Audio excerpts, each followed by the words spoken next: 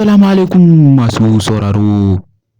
Ina muku sallama irin ta addinin Musulunci wadda addini ya tanada.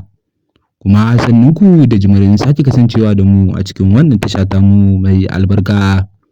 Inda kuka ji cewa a ranar da kotu ta sanar za ta tabbatar da gawuna akan kujerar mulkin gwamnan jihar Kano.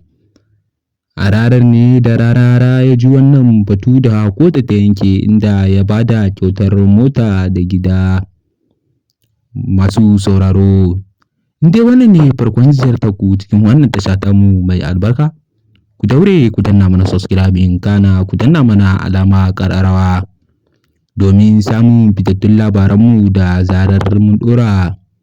Inda Rararen ya fito yana cewa ba komai ne sa yi wannan kyautar gida da mota ba, illa ƙara godiya ga Allah da ya tabbatar musu da gawuna ne zai hau mulkin gwamnan jihar Kano.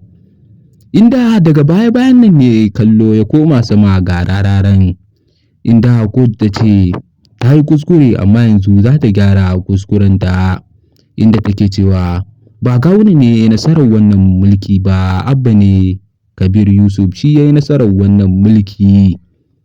Inda Rararen ya fito yana nuna takaicinsa na cewa ya za a ce ba za a ba gawuna kujerar mulkin jihar Kano ba.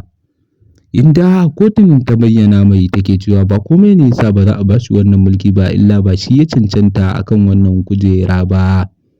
Kawai dai mutane ne suke shaci faɗi suna faɗa maganganu kala-kala amma kotu ta ce za ta sake yanke hukunci. Mai sauraro, ka ci gaba da bibiyar mu a cikin wannan tasha tamu ta duniyar labarai domin baka fitattun labarai da zarar mun ɗora.